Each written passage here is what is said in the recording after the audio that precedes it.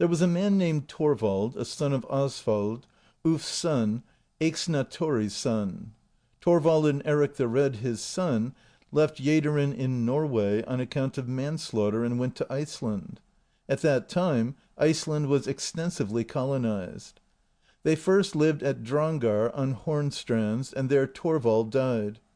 Eryk then married Thorhild, the daughter of Jorund and Torbjorg the ship-chested, who was then married to Torbjorn of the Haukadal family. Eryk then removed from the north and made his home at Erikstadir by Vatnshorn. Eryk and Thorhild's son was called Lafe. After the killing of Eyjolf the Foul in Duelinghrafn, Eryk was banished from Haukadal, and betook himself westward to Breidafirth, setting in Eyxney in Erikstadir. He loaned his outer dais boards to Thorgest, and could not get these again when he demanded them. This gave rise to broils and battles between himself and Thorgest, as Erik's Saga relates. Eryk was backed in the dispute by Styr Thorgrimsson, Eyjolf of Sviney, the sons of Brand of Alptafirth, and Thorbjorn Vifilsson, while the Thorgesters were upheld by the sons of Thord the Yeller and Thorgeir of Hitardal. Eryk was declared an outlaw at Torvstain. He thereupon equipped his ship for a voyage in Eriksvag, and when he was ready to sail, Styr and the others accompanied him out beyond the islands. Eryk told them that it was his purpose to go in search of that country which Gunnbjorn, son of Ulf the Crow, had seen when he was driven westward across the main, at the time when he discovered Gunnbjorn's skerries. He added that he would return to his friends if he should succeed in finding this country. Eryk sailed out from Snæfellsjökull and found the land.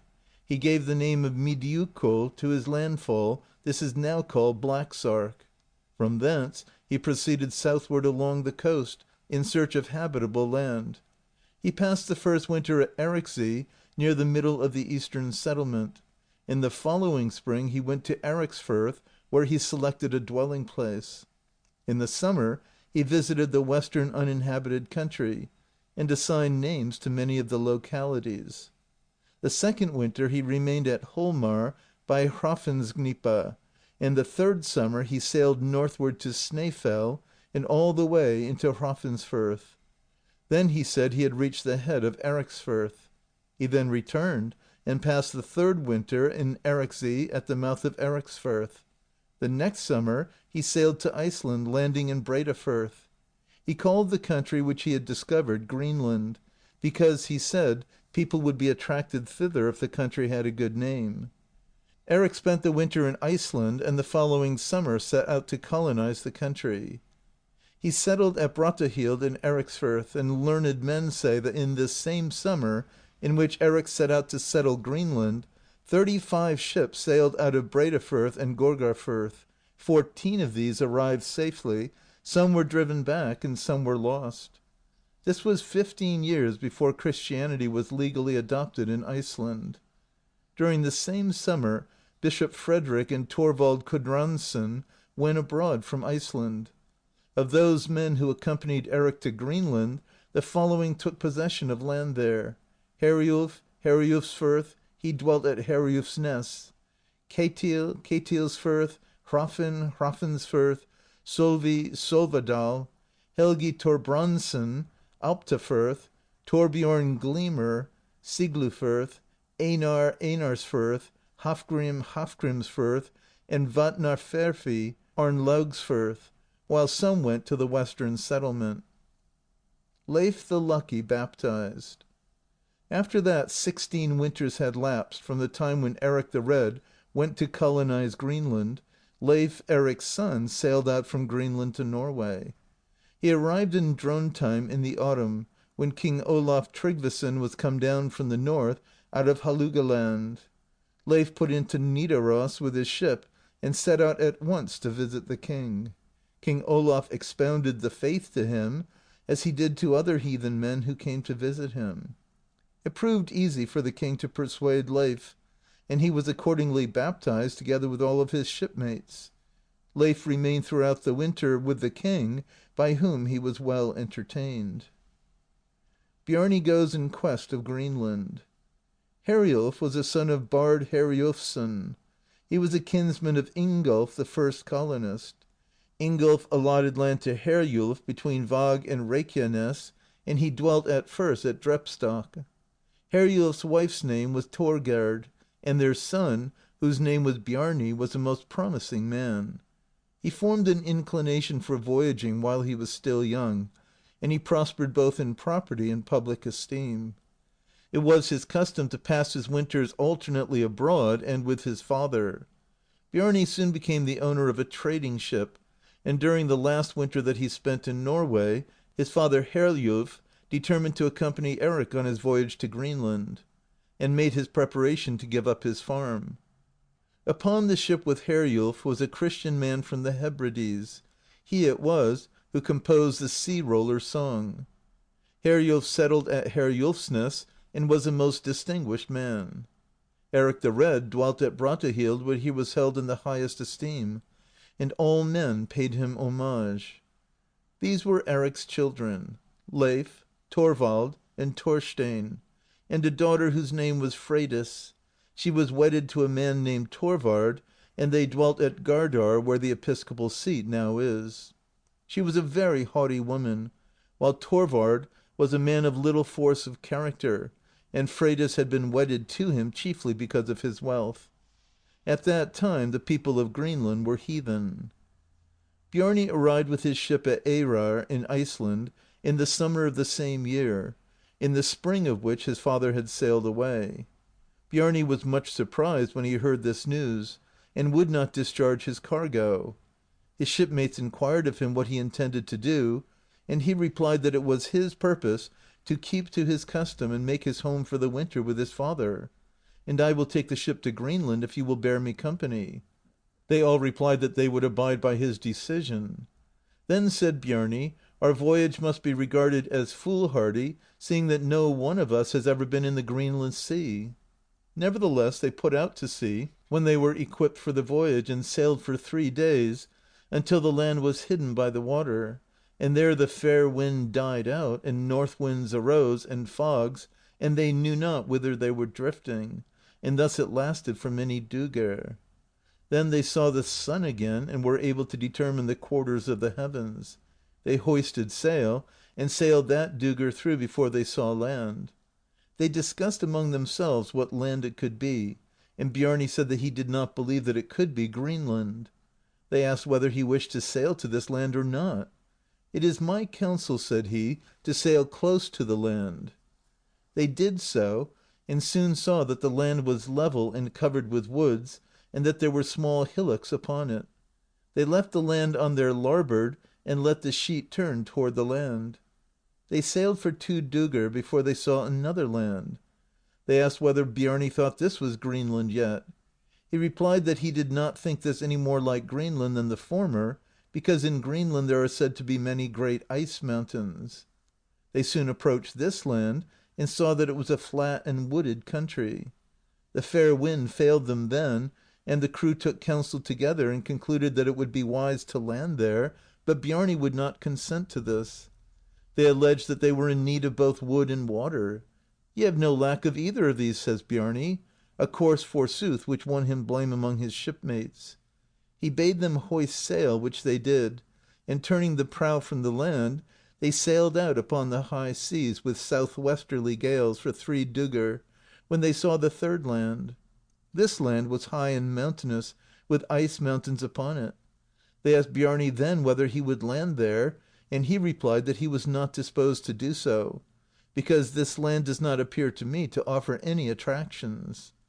Nor did they lower their sail, but held their course off the land, and saw that it was an island. They left this land astern, and held out to sea with the same fair wind. The wind waxed amain, and Bjarni directed them to reef, and not to sail at a speed unbefitting their ship and rigging. They sailed now for 4 dugr when they saw the 4th land. Again they asked Bjarni whether he thought this could be Greenland or not. Bjarni answers, "This is likest Greenland, according to that which has been reported to me concerning it, and here we will steer to the land." They directed their course thither, and landed in the evening below a cape upon which there was a boat, and there upon this cape dwelt Herjulf, Bjarni's father, whence the cape took its name, and was afterwards called Herjulfness. Bjarni now went to his father, gave up his voyaging, and remained with his father, while Herjulf lived, and continued to live there after his father. Here begins the brief history of the Greenlanders. Next to this is now to be told how Bjarni Herjulfsson came out from Greenland on a visit to Earl Eric, by whom he was well received. Bjarni gave an account of his travels upon the occasion when he saw the lands, and the people thought that he had been lacking in enterprise, since he had no report to give concerning these countries, and the fact brought him reproach. Bjarni was appointed one of the Earl's men, and went out to Greenland the following summer. There was now much talk about voyages of discovery. Lafe, the son of Eryk the Red of Brattahlid, visited Bjarni Herjulfsson and bought a ship of him and collected a crew, until they formed altogether a company of 35 men. Lafe invited his father Eryk to become the leader of the expedition, but Eryk declined, saying that he was then stricken in years, and adding that he was less able to endure the exposure of sea life than he had been. Lafe replied that he would nevertheless be the one who would be most apt to bring good luck, and Eryk yielded to Lafe's solicitations and rowed from home when they were ready to sail. When he was but a short distance from the ship, the horse which Eryk was riding stumbled, and he was thrown from his back and wounded his foot, whereupon he exclaimed, "It is not designed for me to discover more lands than the one in which we are now living, nor can we now continue longer together." Eryk returned home to Brattahlid, and Lafe pursued his way to the ship with his companions, 35 men. One of the company was a German named Tyrker. They put the ship in order, and when they were ready they sailed out to sea, and found first that land which Bjarni and his shipmates found last. They sailed up to the land and cast anchor, and launched a boat and went ashore, and saw no grass there. Great ice mountains lay inland back from the sea, and it was as a tableland of flat rock all the way from the sea to the ice mountains, and the country seemed to them to be entirely devoid of good qualities. Then said Lafe, "It has not come to pass with us in regard to this land as with Bjarni, that we have not gone upon it. To this country I will now give a name, and call it Helluland." They returned to the ship, put out to sea, and found a second land. They sailed again to the land, and came to anchor, and launched the boat and went ashore. This was a level wooded land, and there were broad stretches of white sand where they went, and the land was level by the sea. Then said Lafe, "This land shall have a name after its nature, and we will call it Markland." They returned to the ship forthwith, and sailed away upon the main with northeast winds, and were out 2 dugr before they sighted land. They sailed toward this land, and came to an island which lay to the northward off the land. There they went ashore and looked about them, the weather being fine, and they observed that there was dew upon the grass, and it so happened that they touched the dew with their hands, and touched their hands to their mouths, and it seemed to them that they had never before tasted anything so sweet as this. They went aboard their ship again, and sailed into a certain sound, which lay between the island and a cape, which jutted out from the land on the north, and they stood in westering past the cape. At ebb tide there were broad reaches of shallow water there, and they ran their ship around there, and it was a long distance from the ship to the ocean. Yet were they so anxious to go ashore that they could not wait until the tide should rise under their ship, but hastened to the land where a certain river flows out from a lake. As soon as the tide rose beneath their ship, however, they took the boat and rowed to the ship, which they conveyed up the river, and so into the lake, where they cast anchor and carried their hammocks ashore from the ship, and built themselves booths there. They afterwards determined to establish themselves there for the winter, and they accordingly built a large house. There was no lack of salmon there, either in the river or in the lake, and larger salmon than they had ever seen before. The country thereabout seemed to be possessed of such good qualities that cattle would need no fodder there during the winters. There was no frost there in the winters, and the grass withered but little. The days and nights there were of more nearly equal length than in Greenland or Iceland. On the shortest day of winter the sun was up between Eyktarstad and Dagmalastad. When they had completed their house, Leif said to his companions, "I propose now to divide our company into two groups, and to set about an exploration of the country. One half of our party shall remain at home at the house, while the other half shall investigate the land, and they must not go beyond a point from which they can return home the same evening, and are not to separate from each other." Thus they did for a time.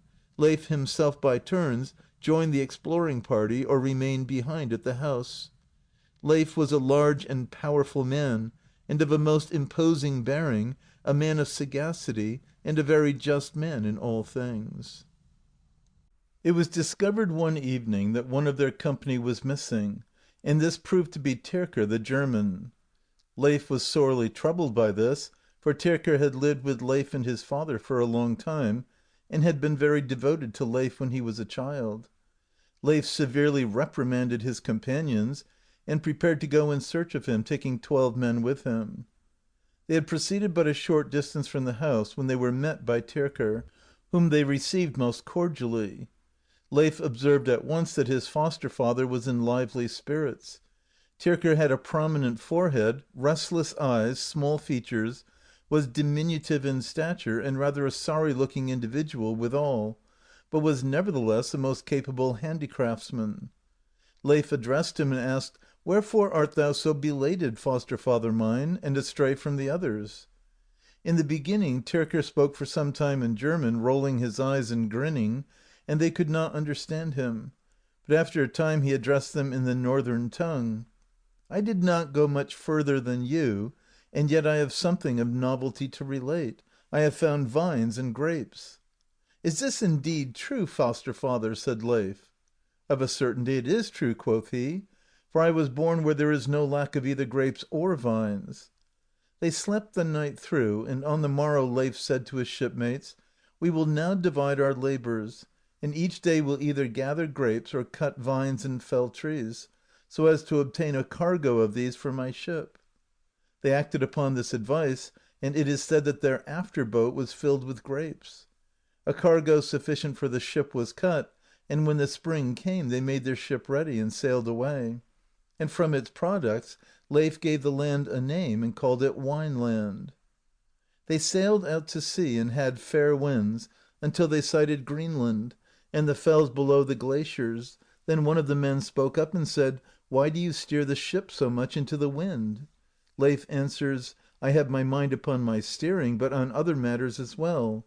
Do ye not see anything out of the common?" They replied that they saw nothing strange. "I do not know," says Leif, "whether it is a ship or a skerry that I see."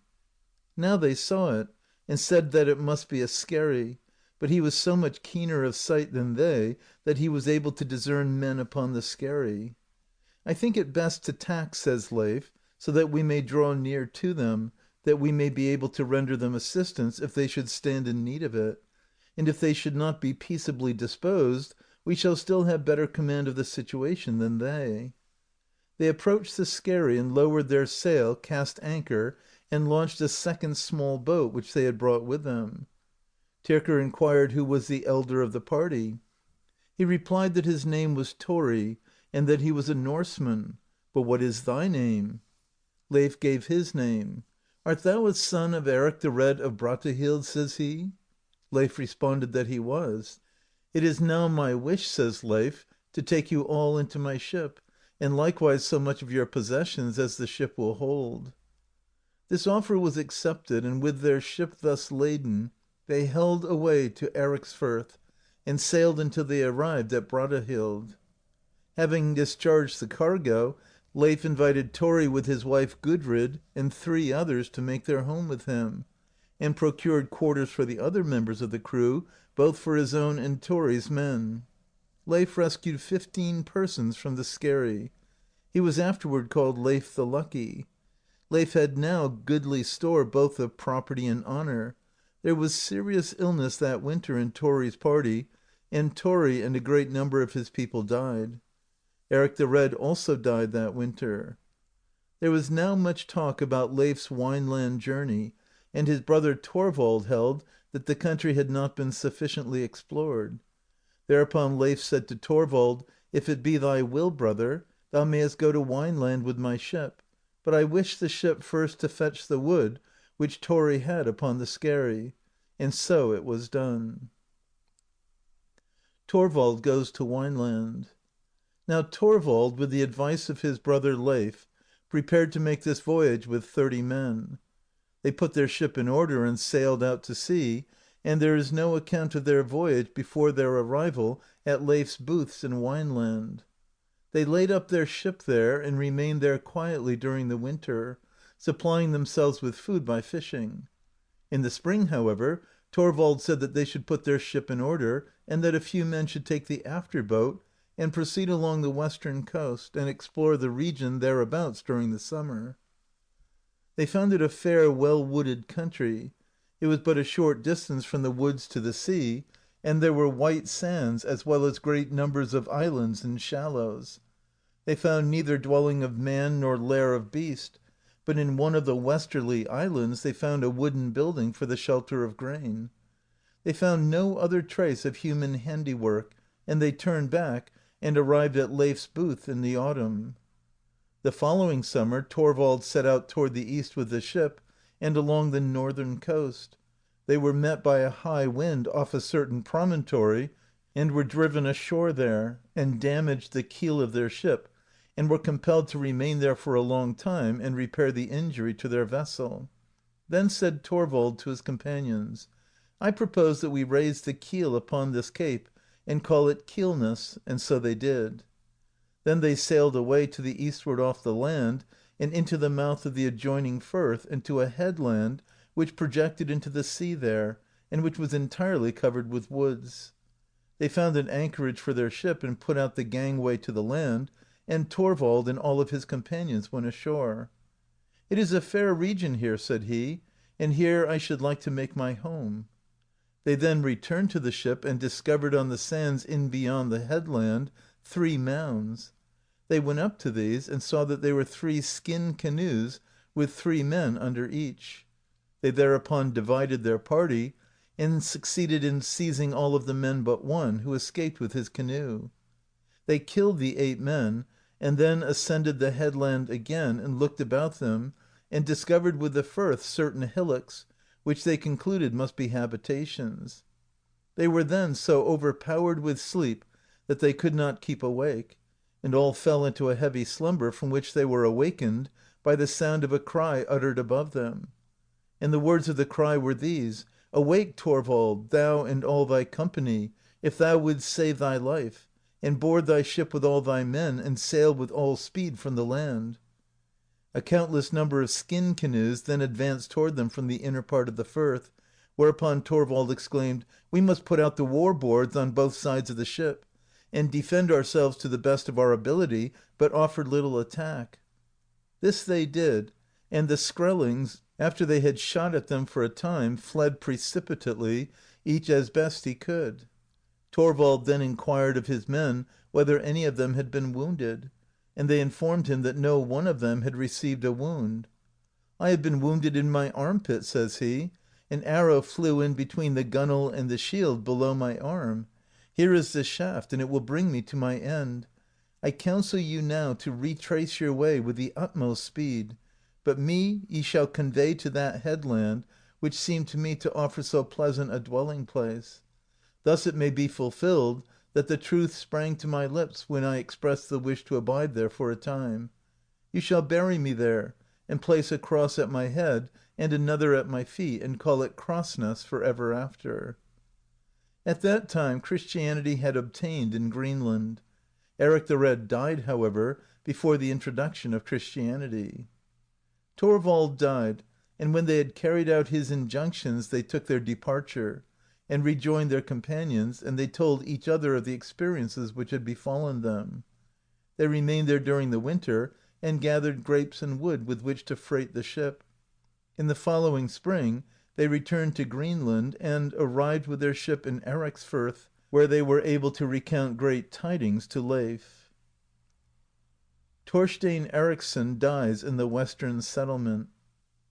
In the meantime it had come to pass in Greenland that Torvstain of Ericsfirth had married, and taken to wife Gudrid, Thorbiorn's daughter, she who had been the spouse of Tori Eastman, as has been already related.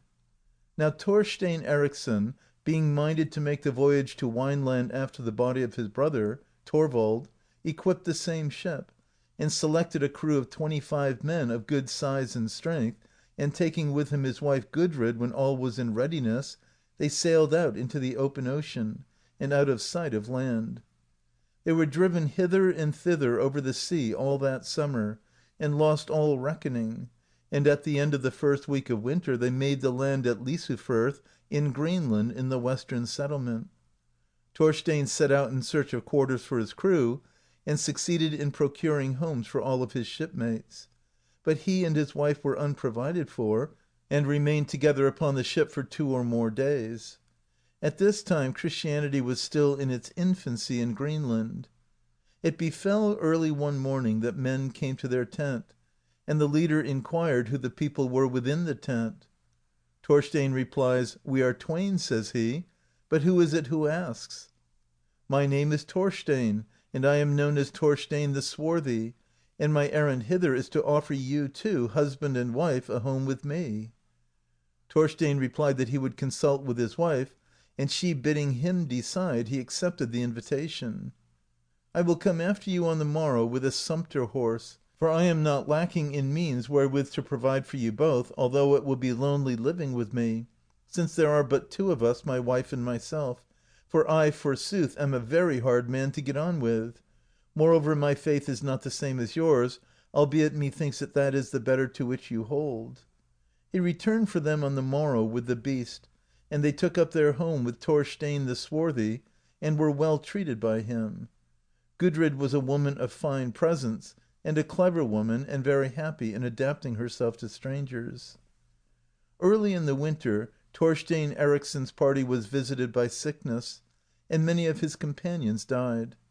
He caused coffins to be made for the bodies of the dead, and had them conveyed to the ship and bestowed there, for it is my purpose to have all the bodies taken to Ericsfirth in the summer. It was not long before illness appeared in Thorstein's home, and his wife, whose name was Grimhild, was first taken sick. She was a very vigorous woman, and as strong as a man, but the sickness mastered her, and soon thereafter Thorstein Ericsson was seized with the illness, and they both lay ill at the same time, and Grimhild, Thorstein the Swarthy's wife, died, and when she was dead, Thorstein went out of the room to procure a deal upon which to lay the corpse. Thereupon Gudrid spoke. "Do not be absent long, Thorstein mine," says she. He replied that so it should be. Thorstein Ericsson then exclaimed, "Our housewife is acting now in a marvellous fashion, for she is raising herself up on her elbow, and stretching out her feet from the side of the bed, and groping after her shoes." At that moment Thorstein, the master of the house, entered, and Grimhild laid herself down, wherewithal every timber in the room creaked. Thorstein now fashioned a coffin for Grimhild's body, and bore it away and cared for it. He was a big man and strong, but it called for all his strength to enable him to remove the corpse from the house. The illness grew upon Thorstein Ericsson, and he died, whereat his wife Gudrid was sorely grieved. They were all in the room at the time, and Gudrid was seated upon a chair before the bench, upon which her husband Thorstein was lying. Thorstein, the master of the house, then taking Gudrid in his arms, carried her from the chair, and seated himself with her upon another bench over against her husband's body, and exerted himself in divers ways to console her, and endeavoured to reassure her, and promised her that he would accompany her to Ericsfirth with the body of her husband Thorstein and those of his companions. "I will likewise summon other persons hither," says he, "to attend upon thee and entertain thee." She thanked him. Then Thorstein Ericsson sat up and exclaimed, "Where is Gudrid?" Thrice he repeated the question, but Gudrid made no response. She then asked Thorstein the master, "Shall I give answer to his question or not?" Thorstein the master bade her make no reply, and he then crossed the floor and seated himself upon the chair, with Gudrid in his lap, and spoke, saying, "What dost thou wish, namesake?" After a little while Thorstein replies, I desire to tell Gudrid of the fate which is in store for her, to the end that she may be better reconciled to my death, for I am indeed come to a goodly resting place. This I have to tell thee, Gudrid, that thou art to marry an Icelander, and that ye are to have a long wedded life together, and a numerous and noble progeny, illustrious and famous, of good odour and sweet virtues. Ye shall go from Greenland to Norway, and thence to Iceland, where ye shall build your home. There ye shall dwell together for a long time, but thou shalt outlive him, and shalt then go abroad into the south, and shalt return to Iceland again to thy home, and there a church shall then be raised, and thou shalt abide there and take the veil, and there thou shalt die." When he had thus spoken, Torvstain sank back again, and his body was laid out for burial and borne to the ship. Torvstain the Master faithfully performed all his promises to Gudrid. He sold his lands and livestock in the spring, and accompanied Gudrid to the ship with all his possessions. He put the ship in order, procured a crew, and then sailed to Ericsfirth. The bodies of the dead were now buried at the church, and Gudrid then went home to Lafe at Brattahlid, while Torvstain the Swarthy made a home for himself on Ericsfirth, and remained there as long as he lived, and was looked upon as a very superior man. That same summer a ship came from Norway to Greenland. The skipper's name was Thorfinn Karlsefni. He was a son of Tord Horsehead, and a grandson of Snorri, the son of Tord of Holdi. Thorfinn Karlsefni, who was a very wealthy man, passed the winter at Brattahlid with Leif Erikson. He very soon set his heart upon Gudrid, and sought her hand in marriage. She referred him to Leif for her answer, and was subsequently betrothed to him, and their marriage was celebrated that same winter. A renewed discussion arose concerning a Wineland voyage, and the folk urged Karlsefni to make the venture, Gudrid joining with the others. He determined to undertake the voyage, and assembled a company of 60 men and 5 women, and entered into an agreement with his shipmates that they should each share equally in all the spoils of the enterprise. They took with them all kinds of cattle, as it was their intention to settle the country if they could. Karlsefni asked Leif for the house in Wineland, and he replied that he would lend it but not give it. They sailed out to sea with the ship, and arrived safe and sound at Leif's booths, and carried their hammocks ashore there. They were soon provided with an abundant and goodly supply of food, for a whale of good size and quality was driven ashore there, and they secured it and flensed it, and had then no lack of provisions. The cattle were turned out upon the land, and the males soon became very restless and vicious. They had brought a bull with them. Karlsefni caused trees to be felled, and to be hewed into timbers, wherewith to load his ship, and the wood was placed upon a cliff to dry. They gathered somewhat of all of the valuable products of the land, grapes and all kinds of game and fish, and other good things. In the summer succeeding the first winter, Screlings were discovered. A great troop of men came forth from out of the woods. The cattle were hard by, and the bull began to bellow and roar with a great noise, whereat the Screlings were frightened and ran away, with their packs wherein were grey furs, sables, and all kinds of peltries. They fled towards Karlsefni's dwelling, and sought to effect an entrance into the house, but Karlsefni caused the doors to be defended against them. Neither people could understand the other's language. The Screlings put down their bundles then and loosed them, and offered their wares for barter, and were especially anxious to exchange these for weapons, but Karlsefni forbade his men to sell their weapons, and taking counsel with himself he bade the women carry out milk to the Screlings, which they no sooner saw than they wanted to buy it, and nothing else. Now the outcome of the Screlings' trading was that they carried their wares away in their stomachs, while they left their packs and peltries behind with Karlsefni and his companions, and having accomplished this exchange they went away. Now it is to be told that Karlsefni caused a strong wooden palisade to be constructed and set up around the house. It was at this time that Gudrid, Karlsefni's wife, gave birth to a male child, and the boy was called Snorri. In the early part of the second winter the Screlings came to them again, and these were now much more numerous than before, and brought with them the same wares as at first. Then said Karlsefni to the women: "Do you carry out now the same food which proved so profitable before, and nought else?" When they saw this, they cast their packs in over the palisade. Gudrid was sitting within in the doorway, beside the cradle of her infant son Snorri, when a shadow fell upon the door, and a woman in a black nam‐kirtle entered. She was short in stature, and wore a fillet about her head. Her hair was of a light chestnut color, and she was pale of hue, and so big‐eyed that never before had eyes so large been seen in a human skull. She went up to where Gudrid was seated, and said: "What is thy name?" "My name is Gudrid, but what is thy name?" "My name is Gudrid," says she. The housewife Gudrid motioned her with her hand to a seat beside her. But it so happened that at that very instant Gudrid heard a great crash, whereupon the woman vanished, and at that same moment one of the Screlings, who had tried to seize their weapons, was killed by one of Karlsefni's followers.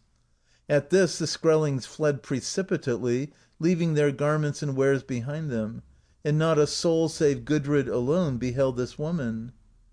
"Now we must needs take counsel together," says Karlsefni, "for that I believe they will visit us a third time in great numbers and attack us. Let us now adopt this plan. 10 of our number shall go out upon the cape, and show themselves there, while the remainder of our company shall go into the woods, and hew a clearing for our cattle, when the troop approaches them from the forest. We will also take our bull, and let him go in advance of us." The lay of the land was such that the proposed meeting place had the lake upon the one side, and the forest upon the other. Karlsefni's advice was now carried into execution. The Screllings advanced to the spot which Karlsefni had selected for the encounter, and a battle was fought there, in which great numbers of the band of the Screllings were slain. There was one man among the Screllings of large size and fine bearing, whom Karlsefni concluded must be their chief. One of the Screllings picked up an axe, and having looked at it for a time, he brandished it about one of his companions, and hewed at him, and on the instant the man fell dead. Thereupon the big man seized the axe, and after examining it for a moment, he hurled it as far as he could out into the sea. Then they fled helter-skelter into the woods, and thus their intercourse came to an end.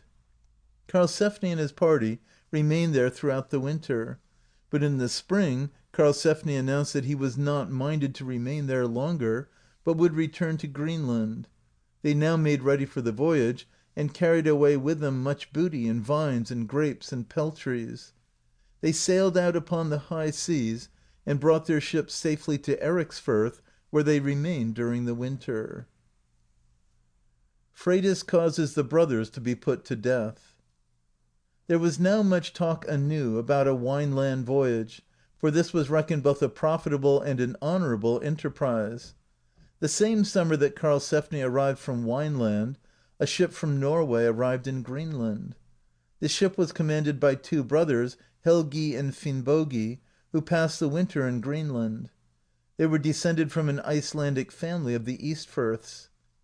It is now to be added that Freitas, Eric's daughter, set out from her home at Gardar, and waited upon the brothers Helgi and Finnbogi, and invited them to sail with their vessel to Wineland, and to share with her equally all of the good things which they might succeed in obtaining there. To this they agreed, and she departed thence to visit her brother Lafe, and ask him to give her the house which he had caused to be erected in Wineland. But he made her the same answer as that which he had given Karlsefni, saying that he would lend the house, but not give it. It was stipulated between Karlsefni and Freitas that each should have on shipboard 30 able-bodied men besides the women. But Freitas immediately violated this compact by concealing 5 men more than this number, and this the brothers did not discover before they arrived in Wineland. They now put out to sea, having agreed beforehand that they would sail in company if possible, and although they were not far apart from each other, the brothers arrived somewhat in advance, and carried their belongings up to Leif's house. Now when Freitas arrived, her ship was discharged, and the baggage carried up to the house, whereupon Freitas exclaimed, "Why did you carry your baggage in here?" "Since we believed," said they, "that all promises made to us would be kept." "It was to me that Leif loaned the house," says she, and not to you." Whereupon Helgi exclaimed: "We brothers cannot hope to rival thee in wrong dealing." They thereupon carried their baggage forth, and built a hut above the sea on the bank of the lake, and put all in order about it, while Freitas caused wood to be felled with which to load her ship. The winter now set in, and the brothers suggested that they should amuse themselves by playing games. This they did for a while, until the folk began to disagree, when dissensions arose between them, and the games came to an end, and the visits between the houses ceased.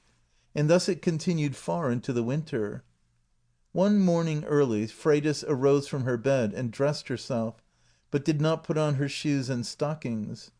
A heavy dew had fallen, and she took her husband's cloak and wrapped it about her, and then walked to the brothers' house and up to the door, which had been only partly closed by one of the men, who had gone out a short time before.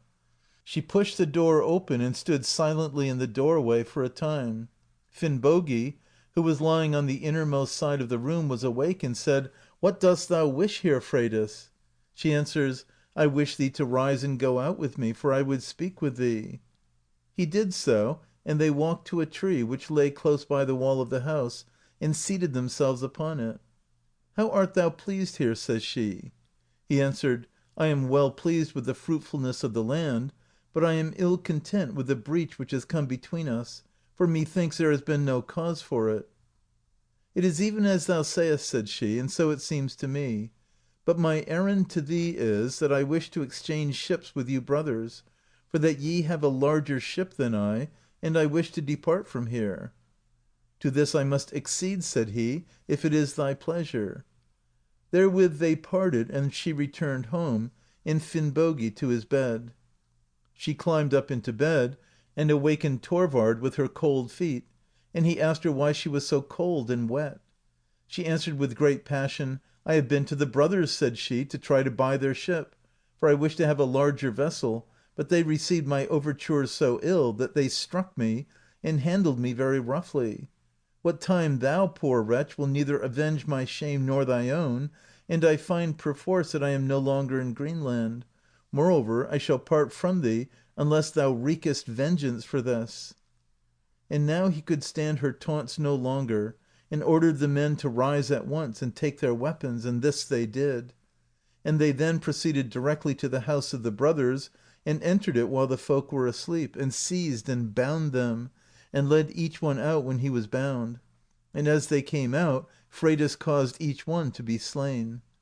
In this wise all of the men were put to death, and only the women were left, and these no one would kill.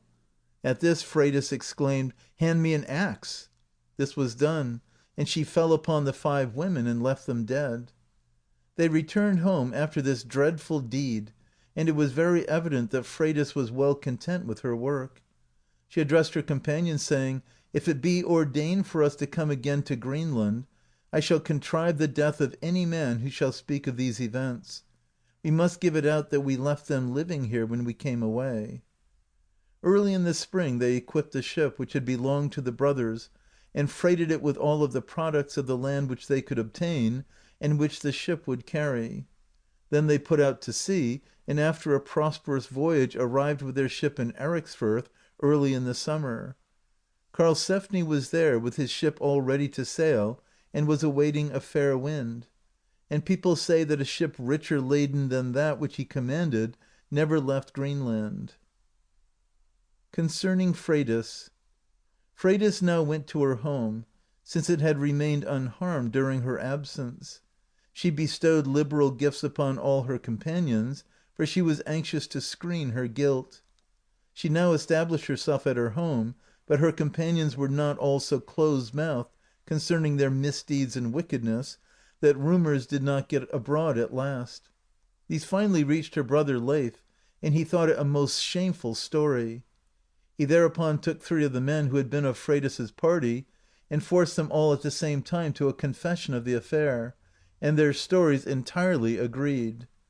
"I have no heart," says Lafe, "to punish my sister Freitas as she deserves, but this I predict of them, that there is little prosperity in store for their offspring." Hence it came to pass that no one from that time forward thought them worthy of aught but evil. It now remains to take up the story from the time when Karlsefni made his ship ready and sailed out to sea. He had a successful voyage and arrived in Norway safe and sound. He remained there during the winter and sold his wares, and both he and his wife were received with great favor by the most distinguished men of Norway.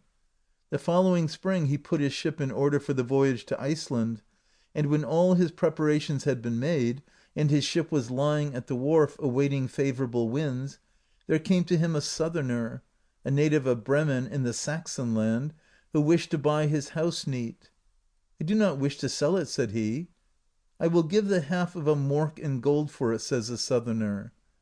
This Karlsefni thought a good offer, and accordingly closed the bargain.